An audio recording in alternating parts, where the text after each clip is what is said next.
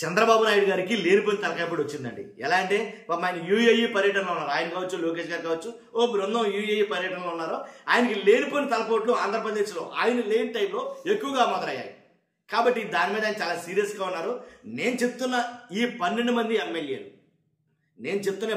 ఎమ్మెల్యేలని ఆయన ఖచ్చితంగా సస్పెండ్ చేస్తారు అని అయితే మాట్లాడుకున్నారు. కాబట్టి ఈ 12 మంది ఎమ్మెల్యేల పైన వేటు పడే అవకాశం ఉంది అని మాట్లాడుతున్నారు. కానీ ఎవరా 12 మంది, ఎందుకు వేటు పడాలి వాళ్ళ మీద, ఏంటి అనేది చెప్పే ముందు నిజంగా మీకు తెలుసుకోవాలి కాబట్టి వీడియో ఎండ వరకు చూడండి. ఫస్ట్ అయితే లైక్ చేయండి చెప్తాను. ఎందుకంటే ఈ వీడియో ఎక్కువ మందికి షేర్ అవ్వాలంటే కనుక, ఈ ఇన్ఫర్మేషన్ ఎక్కువ మందికి తెలియాలంటే కనుక మీ బాధ్యతగా లైక్ చేయండి.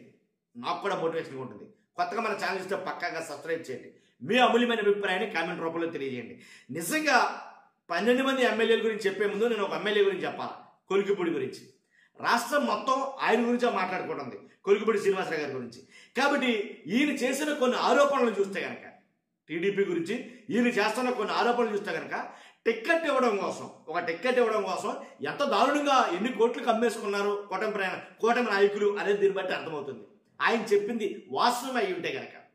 కాబట్టి అందుగురించి ఆయన ఆల్రెడీ నేను వెళ్ళి పార్టీ ఆఫీసులో కలుస్తానంటే కనుక మేము లేవు, మీరు రావద్దు, మేము వచ్చిన తర్వాత చెప్తాం అనే దానిగా కొన్ని ఆదేశాలు వచ్చాయంట. కానీ నాకు తెలిసి కనుక ఫస్ట్ ఒకవేళ వేటు పడాల్సి వస్తే కనుక ఏంటి కొలికిపూడి శ్రీనివాసరావు గారి మీద వేటు పడుతుంది, ఆయన పార్టీని సస్పెండ్ చేస్తారని చాలా వర్గాలు మాట్లాడుకున్నాయి. మరి ఆయన తీసేస్తే చిన్ని ఆయన మంత్రి, కాబట్టి ఆయన పరిస్థితి ఏంటి, ఆయనకి ఈయనకే కదా మధ్య జరిగేది, మరి ఆయన పైన కూడా వేటు పడుతుందా అని అంటే కనుక కొంచెం ఆలోచిస్తారేమో మొత్తానికి. ఏదైతేనండి అంతేనా లేకపోతే రాజీ చేస్తారా అనేది ఒక వర్గం మాట్లాడుకున్న మాటలు. కాబట్టి ఏది ఏమైనప్పటికీ వన్ టైం ఎమ్మెల్యేలు రాష్ట్రం మొత్తం ఉన్న 175 మందిలో ఫస్ట్ టైం ఎమ్మెల్యేలు ఎవరైతే ఉన్నారో ఆ ఫస్ట్ టైం ఎమ్మెల్యేలుగా మిగిలిపోతారేమో అని మాట్లాడుకున్నారు. ఎందుకంటే వాళ్ళలో ఎక్కువగా ఇది కబ్జాలు కానీ, అవినీతి కానీ, ల్యాండ్ శాండ్ మొత్తం అన్ని కూడా మాఫియా కానీ ఇవన్నీ కూడా బాగా పేట్రేగిపోయారు. చంద్రబాబు నాయుడు గారు చెప్పే మాట కనీసం అసలు పట్టించుకోవడం లేదు. ఎన్నిసార్లు పిలిచి వార్నింగ్ ఇచ్చినా, ఎన్నిసార్లు పిలిచి క్లాస్ ఇచ్చినా వాళ్ళు పట్టించుకోవడం లేదు. వీళ్ళు అంటే 175 ఎమ్మెల్యేస్లోను మెయిన్ బాగా అసలు వీళ్ళతో మహా తలనొప్పిరా అని అనుకున్న వాళ్ళు 12 మంది ఉన్నారట. నేను పేర్లు చెప్తే నాకు లేనిపోయిన రిస్క్ అని నేను చెప్పట్లేదు కానీ, తలకాయపడి అని చెప్పట్లేదు కానీ, ఈ 12 మంది ఎమ్మెల్యేల మీద ఖచ్చితంగా వేటు అయితే పడబోతుంది. దఫదఫాలుగానా, ఒకేసారా, లేకపోతే ఒక్కొక్కరుగానా అనేది చూడాలి, మనం వెయిట్ చేయాలి. అసలు ఎంతో దారుణమైన ఎలిగేషన్స్ చేసినటువంటి కొలికిపూడి ఏం మాట్లాడారు అసలు? ఎందుకని ఫస్ట్ నుంచి తీరు కూటమి ప్రభుత్వానికి తలనొప్పిగానే ఉందా అని అంటే కనుక, ఏమో ఈయన స్ట్రైట్ ఫార్వర్డ్గా వెళ్ళే వ్యక్తా, లేకపోతే కావాలని ఇలాంటివి క్రియేట్ చేస్తాడా జనాల్లో ఉండడం కోసం అని అంటే చాలా ప్రశ్నలకు సమాధానాలు లేవు. ఎందుకంటే గతంలో గుర్తుందో లేదు, బెల్ట్ షాపులు పెడితే బెండు తీస్తాను, తోలు తీస్తాను అన్నారు చంద్రబాబు నాయుడు గారు. మీకు గుర్తుందో లేదు కానీ నాకు గుర్తుంది. అన్నప్పుడు ఈయన ఒక తిరువూరులోనే 10-15 బెల్ట్ షాపులు అడ్రస్లు చెప్పాడు. ఈయన బెల్ట్ షాపుల దగ్గర చూపించాడు ఎన్ని బెల్ట్ షాపులు అని. అర్థమైనా? తర్వాత ఏదైతే ఒక బిల్డింగ్ పడగొట్టడానికి వెళ్ళినప్పుడు కారు మీదకి ఎక్కి నానా హల్చల్ చేశాడు ఈయన.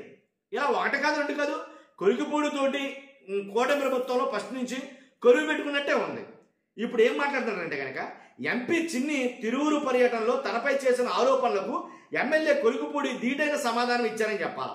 ఎందుకంటే తిరువురు ఎమ్మెల్యే టిక్కెట్ కోసం ఎంపీ చిన్ని 5 కోట్లు తీసుకున్నారని సోషల్ మీడియా వేదికగా సంచలన పోస్ట్ పెట్టాడు. 5 కోట్లు నా దగ్గర నుంచి ఎంపీ చిన్ని తీసుకున్నారు నాకు టిక్కెట్ ఇవ్వడం కోసం అని ఆయన మాట్లాడటం జరిగింది. ఇది మామూలు ఎలిగేషన్ కాదండి, భారీ ఎత్తు అనమాట. అంటే ఒకరి దగ్గర 5 కోట్లు అంటే కనుక అలాగే ఎంతమంది ఉన్నారు, ఎన్ని నియోజకవర్గాలు ఉన్నాయి, అన్ని నియోజకవర్గాల్లో ఎంతంత ఏ ఎమ్మెల్యే ఎంతంత ఇచ్చాడు, ఆ నియోజకవర్గం బట్టి రేట్ డిసైడ్ చేశారా, లేకపోతే అందరికీ ఒకే ఫ్లాట్ రేట్ ఏదైనా డిసైడ్ చేశారా? ఇలా ఒకటి కాదు, శతకోటి అనుమానాలు వస్తాయి.